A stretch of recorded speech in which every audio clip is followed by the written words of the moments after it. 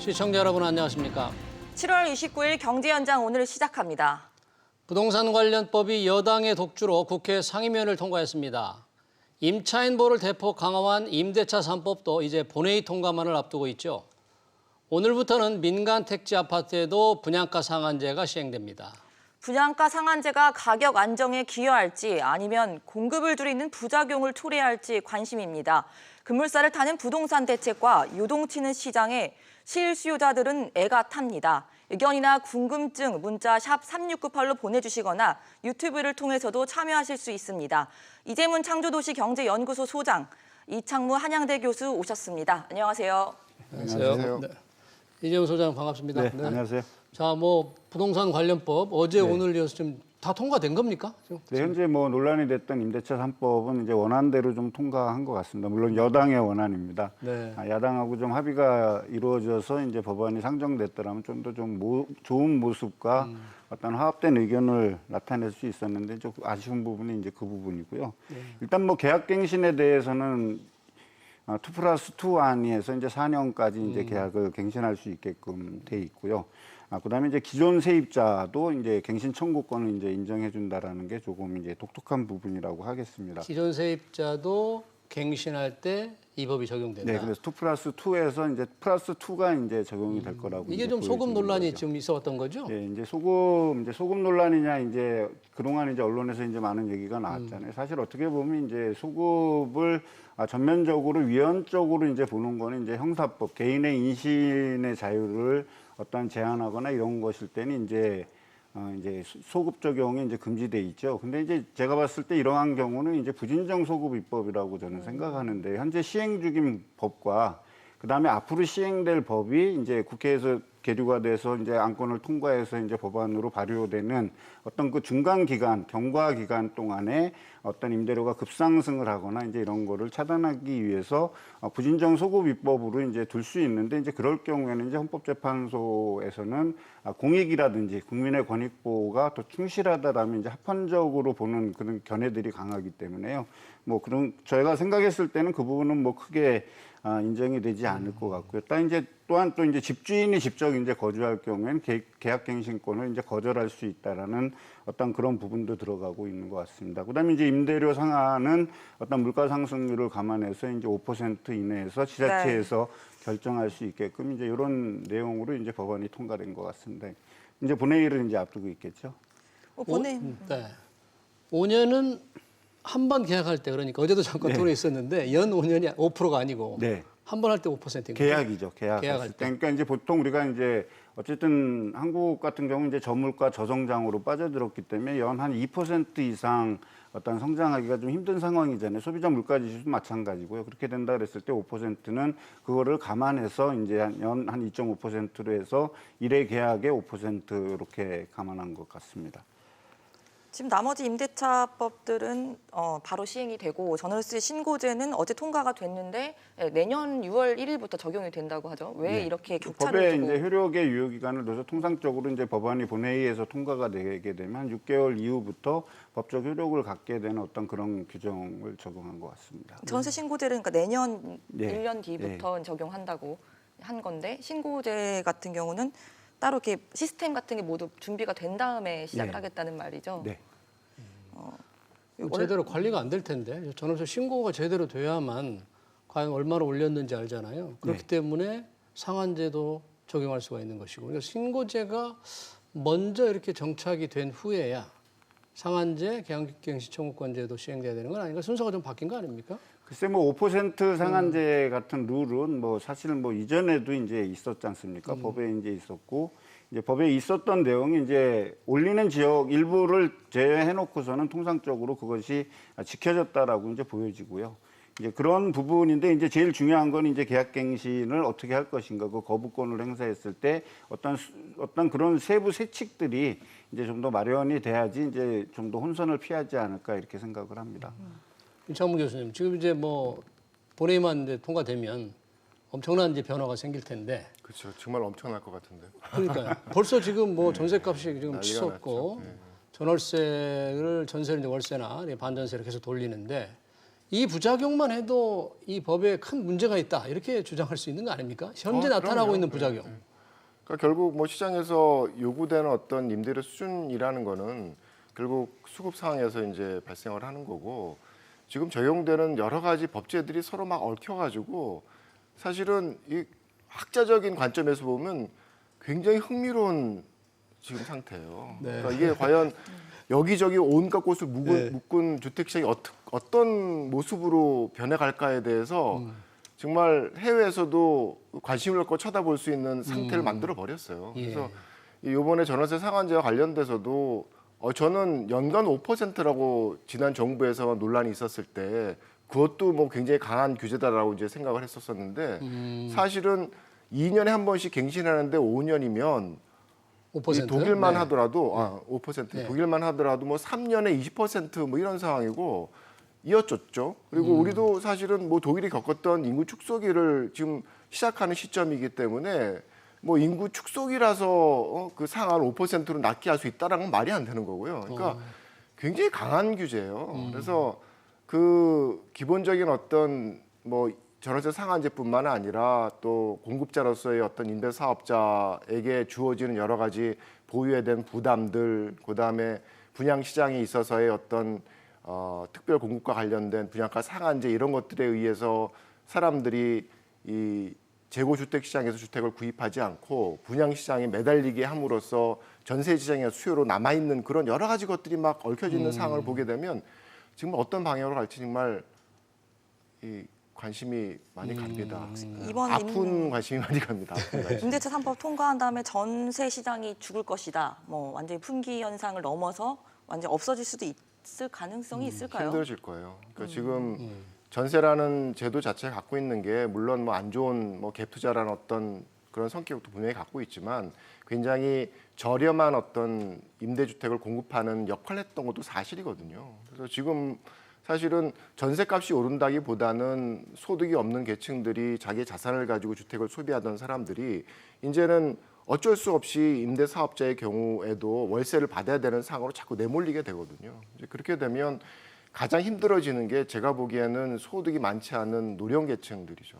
그래서 이 사회가 지금 뭐 청년층을 위한 여러 가지 혜택들을 많이 주고 있는데 결과적으로 그 혜택들이 뭐 유한한 자원을 배분을 할 때 어느 한 계층에게 몰아주면 다른 계층 손해를 보게 되거든요. 근데 지금 상황에서 여러 가지 많은 그 부담들을 좀 더 느끼게 되는 계층들이 노년 계층들이에요. 그래서 네. 청년층의 집을 몰아주면 예. 사실은 40, 50대 자기 집을 가져야지 자기가 노년이 됐을 때 자가가구로서 안정된 주거와 이제 영위할 수 있는 그런 생활이 되는데 이게 차가구로 떨어지게 되면 굉장히 그 힘들어지는 그런 상황이고 결국은 사회적인 어떤 복지의 부담 계층으로서 늘어나는 거죠. 그 부담 사실 지금의 청년 계층이 져야 되는 거거든요. 그래서 이게 뭐 한 단면만 보는 것이 아니라 장기적인 관점에서 어떤 주택 시장과 어떤 생애 주기에 있어서의 모든 측면들을 다 고려를 하면 굉장히 힘든 상황을 만들 거라고 생각합니다. 제가 네. 생각했을 땐 우리 저기 교수님하고 약간 이제 견해가 조금 틀린데요. 네. 일단 뭐 전세 제도는 사실 어떻게 보면 우리한테 독특한 구조잖아요. 그리고 전세를 통해서 투자를 하는 게 사실은 최근에 이제 갭 투자라든지 이런 게 이제 논란이 되고 있지만 어떻게 보면 이제 하나의 상식 아닌 상식으로 자리 잡다 보니까 많은 사람들이 이제 그거를 생각 안 하는 거죠. 전세 자금도 부채라는 거에 대해서 인식을 하고 있지 않은 것 한 같습니다. 가지만 말씀을 드리면 네. 그건 상식이 아니라 그냥 관행이었던 거죠. 예. 그게 뭐 갑자기 시장이 바뀐다라는 건 예. 굉장히 구조적인 변화를 요구하는 거기 때문에 이 사실은 갭 투자가 뭐 하루아침에 새로 생긴 게 아니거든요. 우리가 갖고 있었던 삶의 모습이었죠. 네. 그러니까 이제 그렇게 지켜오던 부분 중에 이제 우리가 그 전세 자금 갭 투자를 통해서 만든 어떤 부채의 크기도 이제 많이 커졌다라는 겁니다. 약 한 600조 원에 달하는 부분이 전세 자금 어떻게 보면 이제 부채고 그 중에 이제 상당 부분은 전세 자금 대출로 이루어져 있기 때문에 한 140조 정도 원이 전세 자금 대출로 이루어졌고 나머지는 이제 어떻게 보면 집주인이 갚아야 되는 철저한 이제 부채라고 하는 거죠. 근데 이런 부채들이 어떤 가계 경제가 급속하게 좋아지거나 소득의 증가를 인해서 어떤 집주인이 전세금을 반환하고 월세를 돌릴 수 있는 어떤 여지가 있거나 그렇게 됐을 때에는 전세 비중이 확실하게 좀 줄어들 수 있는 어떤 모습들이 보여질 수 있지만 사실 주택 가격이 2015년 이후에 이제 상당히 많이 급상승을 하지 않았습니까? 근데 이제 2016년에 어떤 전세와 월세 비중을 놓고 봤을 때 월세 비중이 한 44% 정도 됐었죠. 근데 현재 지금 2020년 현재를 비교해 본다 그러면 지금 월세 비중이 오히려 한 4% 빠진 40% 초반을 유지하고 있거든요. 결국에 이것은 이제 한국적 상황에서의 전세 시장의 특수성, 그다음에 이제 이런 것들이 어떤 부채로 인식이 되고 이렇게 해줬을 때에는 이제 어느 부분에 이제 한계가 있기 때문에 제가 생각했을 땐 전세 시장이 다소 불안할 수는 있지만 그 전세 시장이 갑작스럽게 월세 시장으로 전환을 하거나 이런 거는 가계 소득이 증가하거나 어떤 다주택자들로 인해서 이제 그분들의 어떤 소득 기준이 좀 더 좋아지거나 이렇게 하지 않는 이상은 전세금 반환에 필연적으로 좀 문제가 생길 수 있기 때문에 저는 전환의 속도가 상당히 더디게 진행될 거라고 저는 보고 있습니다. 전세금을 반환할 수 있는 능력과 여유가 없기 때문에 현재 전세 제도가 좀 계속될 수 있다. 예. 그리고 한 가지 경제 지표로 놓고 봤을 때에는 자, 이제 최근에 이제 주택 시장 가격이 2015년 이후에 한 2배 가까이 증가했지 않습니까? 그렇다면 다주택자들의 경우에는 상당히 그 소득이 증가했다라고 봐야 되지 않습니까? 어쨌든 소득이 증가했다라면 소비 시장이라든지 이런 것들도 살아나야 되는데 전혀 현재 그런 징후들이 지금 보이지 않는 어떤 상황에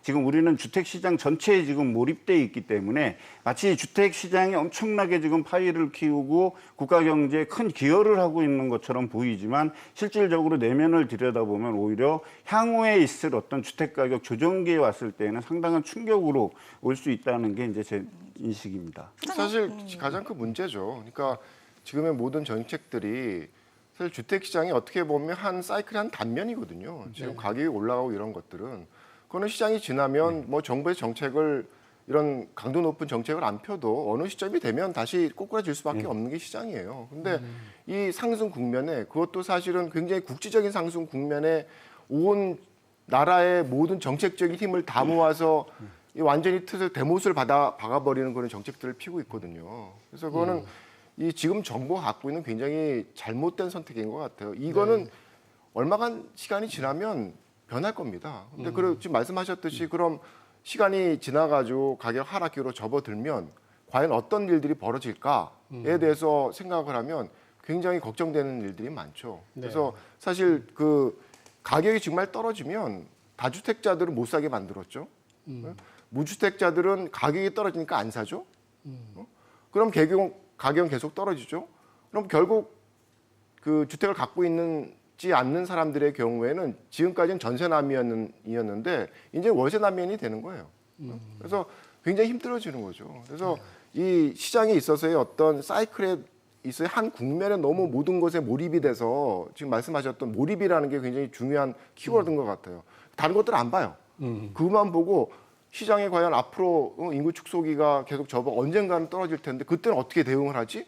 이 고민 하나도 없어요. 그래서 사실은 좀 그게 걱정인 지금의 어떤 속도라고 얘기를 하는데 사실은 속도를 늦춰야 되는 시점에 더 빠르게 갔다는 게 지금의 어떤 입법화되는 그런 정책들의 문제점이라고 생각을 합니다. 근데 이제 임대 3법 같은 경우도 사실 뭐 지금 이제 당장 저는 이제 진행이 된 것이 아니고 6.19 대책 이후에 이제 문재인 정부가 들어오면서부터 지금까지 나왔던 어떤 정책 중에 하나가 이제 주거복지 차원 아니었습니까? 그러니까 이제 주거복지 차원에서 어떤 임차인의 권리를 보호해 준다라는 거는 어떻게 보면 이제 좀 더 가진 자들의 어떤 권한이 축소될 수 있다라는 거는 뭐 지극히 계속 요구가 돼 왔고 이제 정부에서 인식은 이제 뭐냐 하면 그 이제 국회의원 선거로 이제 한 180석의 어떤 거대 야당을 만들어줬던 그 시기에도 부동산은 여전히 뛰고 부동산 문제는 또 대책이 지속적으로 발표돼 왔잖아요.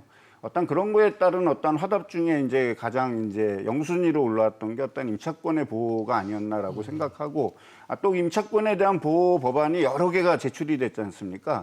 대출이 돼서 뭐 2+2에 또 아니면 6년을 하자 아니면 영구적으로 임차권을 보호하자 많이 이렇게 했는데 어떤 이런 4년 정도로 해서 이제 만들었다라는 건 어떤 양쪽에 어떤 저울질을 했던 어떤 고민의 흔적이 좀 제가 봤을 때는 좀 보이는 것 같고요. 그다음에 이제 주택 가격이 이제 하락할 때 이제 과연 우리는 이것을 어떻게 받아들여야 될까에 대한 거는 이제 고민이 많이 되죠. 어떤 우리가 주택 시장의 어떤 사이클을 놓고 봤을 때 우리는 지금 20대, 30대까지 이제 거론이 됐고 나중에 이제 논의를 하겠지만 이제 외국인까지 거론됐지 않습니까? 이제 10대로는 가지 못할 것 같고 아마 외계인이 들어오지 않을까. 언론에서 이런 보도가 나올 수도 있다라고 저는 생각을 합니다. 그만큼 제가 봤을 때는 현재 시장이 많이 왜곡돼 있다라고 보여지는데 과연 우리 이제 부동산과 관련된 어떤 이런 패널들이라든지 이렇게 나와서 얘기했을 때 그 왜곡된 걸 얼만큼 우리가 잡아줄 수 있느냐가 앞으로 올 수 있는 어떤 부동산에 따르는 가격 조정에 따르는 충격에 적어도 연착륙시킬 수 있는 어떤 지혜들을 모을 수 있는 어떤 계기를 우리는 지금부터 좀 마련을 해야 된다라고 생각을 합니다. 이 교수님, 그러니까 세입자 입장에서 보게 되면 이게 임차인을 보호하겠다고 만든 법인데 오히려 세입자가 좀 뭐 피해를 보게 되는 경우, 예를 들어서 반전세 시장이 갑자기 급등한다든지, 사실 그렇게 되면 이미 부채는 부채대로 은행에 전세금을 대출을 일으킨 상황에서 월세는 계속해서 월세 가격이 오를 수도 있다는 말이죠. 이런 부작용도 혹시 예상된다고 볼 수 그럼요. 있습니까? 지금 뭐 벌어지고 있는 현상이죠. 어쨌든 전세에 대한 수요는 늘어나는데 전세 공급은 줄어드는 상황이니까 결과적으로 전세 대안인 월세 쪽에 대한 어떤 공급에 대한 욕구들은 임대인들에게 늘어나고 있고, 그리고 수요의 측면에서 아까 말씀드렸듯이 뭐 전세에 대해서 계속 이 월세를 안 쓰고 자기 소득을 소비를 안 하고 자산으로 소비를 하려고 그런 계층들이 계속 남아 있으니까 결국 임대료 상승에 대한 굉장히 큰 압력으로 작동을 할 겁니다. 그리고 이 임대료 규제가 없었을 때는 사실은 임대인도 착한 임대인들 많아요. 그러니까 뭐 제가 몇 번을 말씀드리는데 그 논란이 된 음마아파트의 전세 가격들을 보게 되면 같은 뭐 평균 가격이 4억 수준인데 뭐 말씀하셨듯이 부채라고 생각해서 3억도 안 받는 사람도 있고 뭐 5억도 받는 사람도 있어요. 근데 그거를 뭔가 정부가 이 정도의 수준으로 규제를 하겠다 그러면 착한 임대인들도 올릴 수밖에 없는 거죠. 그래서 그게 이제 결과적으로는 89년도, 90년대 겪었던 그런 전세가의 앙등이라는 현상이 이제 벌어지는 거고, 또 하나의 어떤 방향성은 이제는 월세로 간다라는 게 굉장히 큰 압력이 되는 거죠. 그러니까 이제 제가 생각했을 때는 이제 전세 가격과 이제 매매 가격을 우리가 좀 기준으로 이렇게 놓고 본다라면 사실 과거에 주택 200만 원 일기 신도시를 우리가 만들던 시절에도 매매가와 어떤 전세 가격은 같이 동반해서 상승을 했거든요. 물론 이제 전세라는 특수성을 감안한다 그러면 전세 자금이 집주인들 입장에 봐서는 투자 자금이 될 수도 있고, 그 투자 자금을 가지고 매매 가격이 계속 올라가다 보니까 전세 가격을 계속 올릴 수밖에 없는 상황이 그렇잖아요. 이기 신도시가 나왔을 때 어떤 상황도 현재 그렇고요. 지금 이제 뭐 당장 있을 추가 공급 대책이라든지 이런 부분을 놓고 봤을 때 최근에 벌어지는 현상도 마찬가지로 매매 가격이 올라가니까 전세 가격이 올라간다라는 거죠. 결국에 이제 이 상황에 어떤 정점을 우리가 찍게 됐을 때, 정점을 찍은 이후에 주택 가격이 폭락했을 때 과연 이 전세 가격은 어떻게 유지가 될까? 우리가 과거에 2번의 사례를 거쳤음에도 불구하고 지금 이제 어떤 상황적 이런 것들을 인식하는 상황이 뭐냐면 끝없이 올라갈 거라고 볼 수 있죠. 결국에 일시적으로 전세 가격이 매매 가격을 추월한 경우는 서울에서도 몇 번 있었습니다. 상당히 짧은 기간이었고 일시적이었죠. 주택 가격의 하락폭이 전세 가격 하락폭보다 빨랐다는 그런 시기가 있었는데, 그런 시기가 아니라면 주택 가격이 조정이 된다 그랬을 땐 전세 가격도 마찬가지로 조정이 되고 있는 거죠. 단지 전세 계약 기간이 있기 때문에 이런 부분이 있고, 사실은 이 4년으로 넓힌 것이 결코 임차인에게 좋은 제도냐 나쁜 제도냐는 현재는 참 좋은 제도로 보이지만 또 반대로 뒤집어서 생각했을 때에는 또 임차인이 손해보는 어떤 그런 부분들도 있을 수 있기 때문에 어쨌든 제도가 가지고 있는 어떤 양면적 측면이 아닌가 저는 그렇게 보고 있습니다. 이제 2년 더하기 2년이잖아요. 예. 그 2년을 더 요구하면 임대인이, 집 주인이 좀 확실하게 거절할 수 있는 권한을 준다고는 하지만 여러 가지 그 과정에서 논란이 많이 생기지 않을까요? 예, 많이 생길 거고 거기에 따르는 세부적인 디테일한 사항들은 이제 규정이 좀 돼야 되겠죠. 어쨌든 현재로서 이제 법안에서 드러난 전체를 보지는 못했지만 그 일부 지금 나온 언론에 알려진 내용들을 본다 그러면 집주인이 이제 실거주를 할 때에는 이제 거절할 수 있다라는 어떤 요 정도 선에 지금 나와 있기 때문에 이제 좀 더 세부적인 내용들은 시행령이라든지 규칙을 개정하는 가운데에서 이제 좀 만들어지지 않을까 이렇게 생각을 합니다. 그러니까 전월세 뭐 상한제에 대해 결과는 지나보면 알겠죠. 어차피 뭐 밀어붙이니까 그 부담이 어떻게 폭탄이 만들어지는지에 이제 대해서는. 터지면 폭탄이 다가오는데. 그리고 한 가지 잘못 생각하시는 부분이 가격이 떨어지면 전세가가 안정되지 않아요. 그게 이명박 정부 때 가격이 떨어지는 상황에서 전세가는 계속 올라갔거든요. 그래서 그 가격의 변화에 맞춰서 전세가가 움직이지 않습니다. 그러니까 전세가 기본적인 성격은 가격이 오를 땐 상대적으로 안정되는 효과가 있는 거고 수급의 문제가 아니라 그러면 가격이 내릴 때는 올라가는 성격이 있는 거죠. 그래서 기본적으로 가격을 안정시킨다는 게 전세가를 안정시킬 거라는 그런 기대는 굉장히 잘못된 기대 중에 하나예요.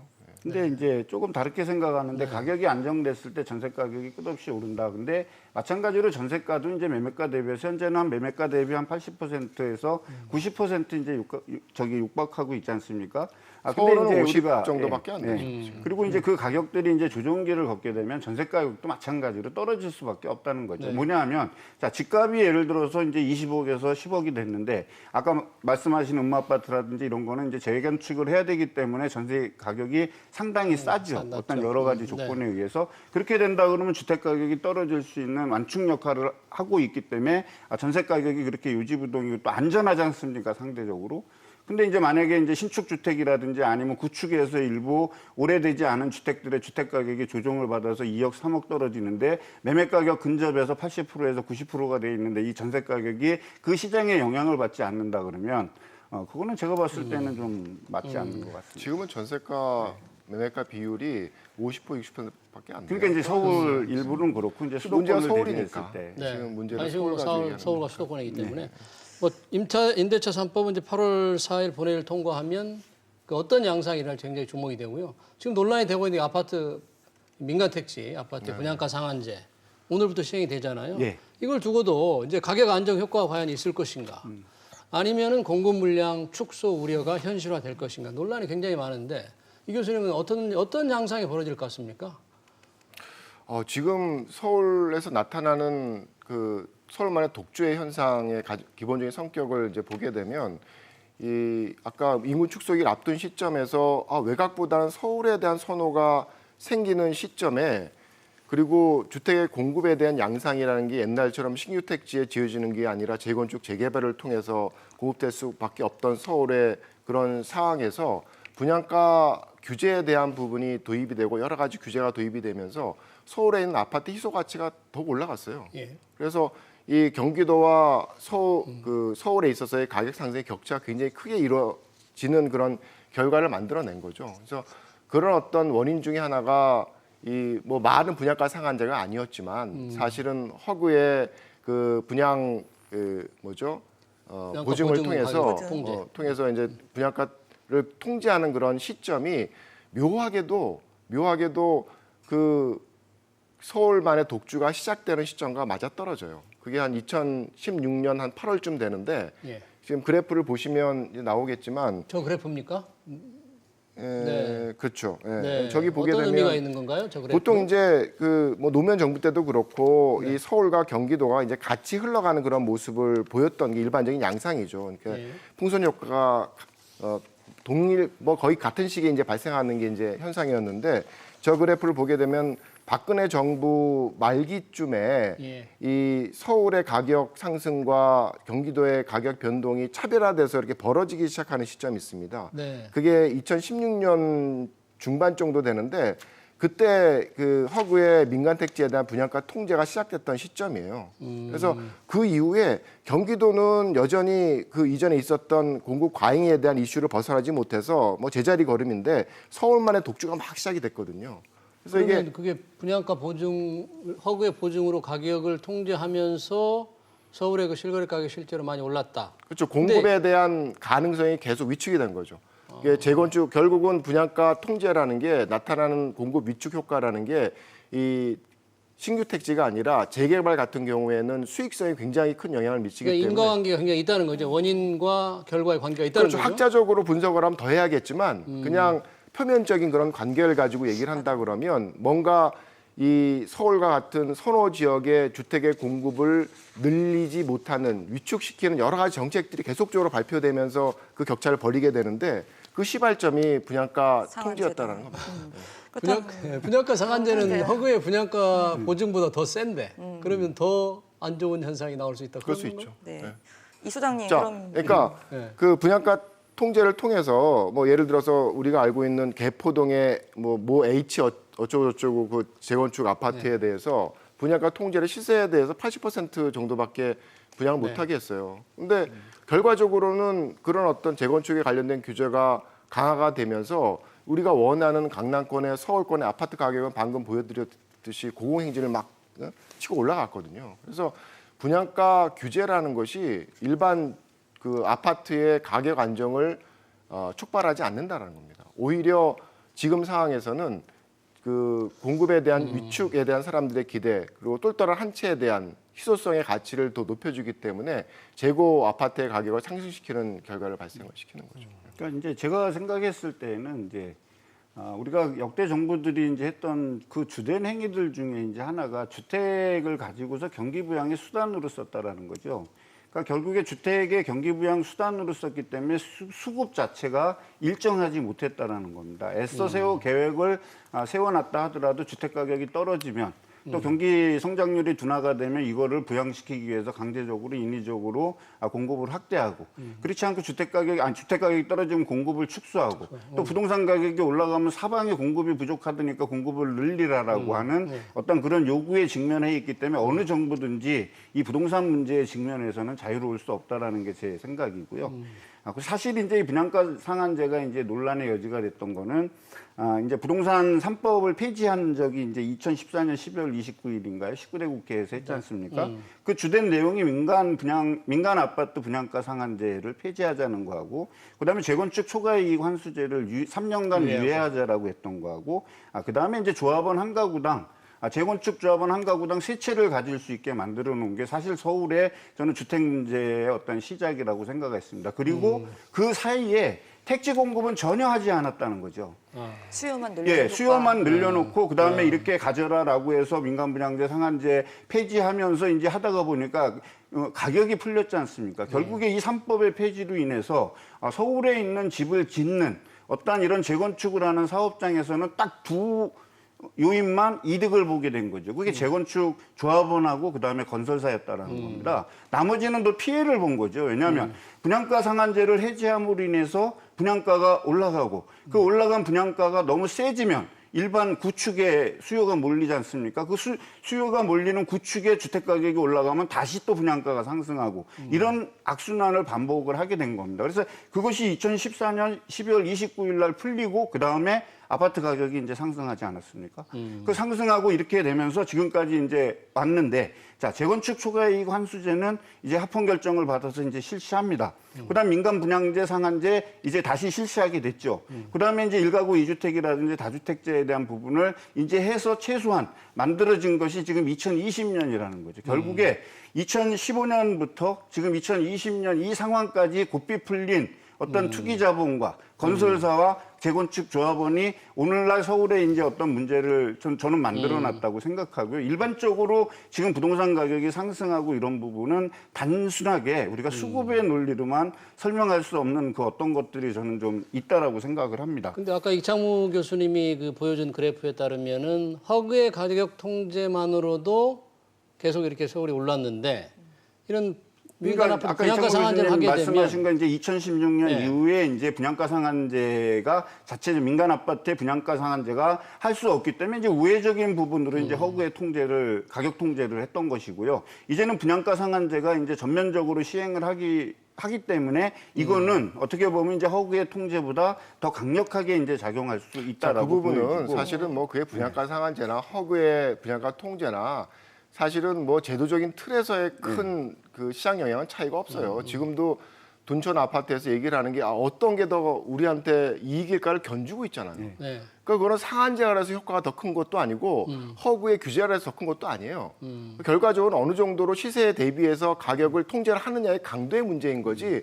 그 상한제를 도입한다고 뭐 갑자기 뭐 그 집 올라가던 재고주택 시장 가격이 안정된다. 그거는 저는 아닌 것 같고 같은 유의 제도라고 생각을 합니다. 그리고 이 항상 뭐 관점에 대해서 어떤 게 정상이어야 대해서 항상 우리가 이제 논란을 벌이는데 아니 주택 가격을 통제하는 나라가 세계에 몇 나라가 됩니까? 안 하는 게 정상 아닌가요? 근데 제가 생각했을 때는 어느 나라든지 주택 가격에 대해서 자유로운 나라는 없고 우리하고 방식과 제도의 틀이 다르지만 세금이라든지 아니면 정책이라든지 저는 이런 걸로 충분히 규제를 하고 있다고 가격 생각합니다. 통제로 인한 예. 물량 감소, 예. 가격의 인위적 통제로 인한 물량 감소가 2007년에도 민간 택지 분양가 상한제를 했어요.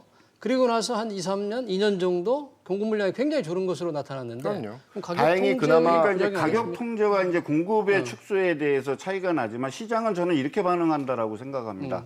자, 내가 몇 월 며칠부터 분양가 상한제를 실시할 거야라고 하면 거기에 따른 해당 재건축 사업장이라든지 재개발 사업장은 분양가 상한제를 실시하기 이전에 어떠한 사업 속도를 내기 위해서 추진을 하지 않습니까? 그걸 우리가 밀어낸다라고 얘기하지 않습니까? 그러니까 그 밀어내는 시기에는 예년보다 훨씬 많은 주택 인허가가 날 수 있다라는 겁니다. 그럼 그렇게 밀어냈으면 2, 3년의 공백 시간은 분명히 생기게 되는 거죠. 그 시기에는 공급이 감소됩니다. 그 이후에는 안정된다라는 것이 우리가 과거에 노무현 정부에서 분양가 상한제를 실시했고 그 실시한 것이 이명박 정권에서 상당히 주택 가격이 안정이 되지 않았습니까? 그래서 노무현 정부 17번의 부동산 정책에서 발표했던 모든 정책들을 이명박 정부하고 박근혜 정부에서 다 해소하고 그 마지막에 끝판이 뭐였냐면 부동산 3법을 해제한 거죠. 투기의 꽃길을 진짜 깔아놓은 겁니다. 깔아놓고 지금 이 정부가 들어와서 주택 공급은 하나도 안 했고 택지 공급은 하나도 안 해놓고 2020년, 2017년 돼서는 야 왜 공급 안 하냐. 근데 잘 거기에서 아시지만 계속 그 말씀하시니까 제가 반박을 하면 2015년, 16년도에 그 경기도 수도권의 공급 과잉에 대한 논란이 굉장히 컸었어요. 그때 저도 굉장히 실수를 한 게 이 공급 과잉이라서 시장이 무너진다라고 얘기를 했던 상황이었거든요. 수도권에만 인허가 물량이 15년에 45만 호가 주거 단위로 나가고 그 이후에도 45만, 40만 해서 지금은 아마 한 30만 정도로 떨어져 굉장히 감소하는 그런 추세였죠. 지금도 모르시는데 그 인터넷 들어가서 지구.go.kr을 쳐서 들어가 보세요. 그러면 수도권 주변에 택지 개발 지구들이 수도 없이 많아요. 그래서 우리가 알고 있는 신도시라는 그런 눈에 띄는 그런 택지 개발 말고도 소규모, 중규모의 택지 개발들이 계속적으로 되어 왔어요. 지금도 되고 있고. 그러니까 교수님 말씀하시는 건 뭐냐면 공급이 있었으니까 그나마 몇만 세대씩이라도 지속적으로 공급이 됐죠. 단지 대량으로 공급하지 않았다는 거지. 주택 공급은 쉬지 않지 않습니까? 정권이 바뀌었다 그래서 공급을 줄이는 건 왜 아니죠. 차이냐 하면 왜 수도권 전체가 서울과 경기도의 차별화된 가격 그 상승세를 만들어냈느냐에 대한 이해가 필요하다는 거죠. 그 원인이 뭐냐? 옛날에는 경기도와 서울이 같이 움직였는데 왜 2016년을 기점으로 해서 경기도는 제자리 걸음이고 서울만 올라갔느냐에 대한 해석에 대해서 분명히 이해를 해야지 정치적인. 또 하나 근데 이제 교수님 저는 제자리 걸음을 했다라고 생각하지 않고요. 주택은 이제 사실 주택 보급률이 전국적 단위에서 이제 100%를 넘어선 이런 상황에서는 사실 주택 보급률을 100%다 어쩌다 이거는 저는 의미가 없다라고 생각하고요. 결국에 OECD 기준이나 이런 나라에서 얘기하는 1000인호, 1000호당 1000가구 수당 이제 주택 공급이 얼마 정도 되느냐인데 우리나라가 2022년인가요? 그때까지의 공급 목표가 411호지 않습니까? 서울이요. 그다음에 경기도는 조금 더 했는데 그걸 기준으로 봤을 때는 그게 그거예요. 네, 서울이 그리고 아파트가 부족하다는 가구 수 건데 대비 주택 수로 세나 뭐 1인당 해서 인구 수 대비 주택 수 세 그게 그거예요. 그래서 사실은 그건 굉장히 허수고 실제로 우리가 볼 수 있는 거는 공실률이죠. 이 주택 시장에 뭐 오피스텔에서 살 수 있고 다양한 그런 주거의 어떤 그 소비의 수단들이 있으니까 특히나 서울 같은 경우에는 그래서 주택 보급률은 아무런 의미가 없다고 봐요 저는. 근데 그 시장에서의 어떤 공실률이라는 게 어느 정도를 보면 서울은 전국에서 제일 낮아요. 지금도 한 아파트 같은 경우는 2% 이 정도 수준이에요. 굉장히 타이트한 시장이에요. 그래서 주택이 더 지어야 되느냐라는 걸 얘기를 할 때 주택 보급률 가지고 얘기하지 않고 공실률로 공실률로 기준을 보게 삼아야 된다. 되면 여전히 서울시는 굉장히 타이트하게 돌아가는 시장이라는 겁니다. 물론 거기 그 말씀에는 동일하죠. 네. 근데 이제 정부에서 발표하는 여러 가지 지표를 우리가 감안을 해서 이렇게 생각이 돼야지 어느 거는 이거는 절대적인 기준이고 이거는 아니다, 허수다라고 얘기하는 거는 좀 제가 생각했을 땐 좀 아닌 것 같고요. 네, 여기까지 듣겠습니다. 이재문 창조시 경제연구소 소장, 이창무 한양대 도시공학과 교수 함께하셨습니다. 오늘 말씀 감사합니다. 고맙습니다.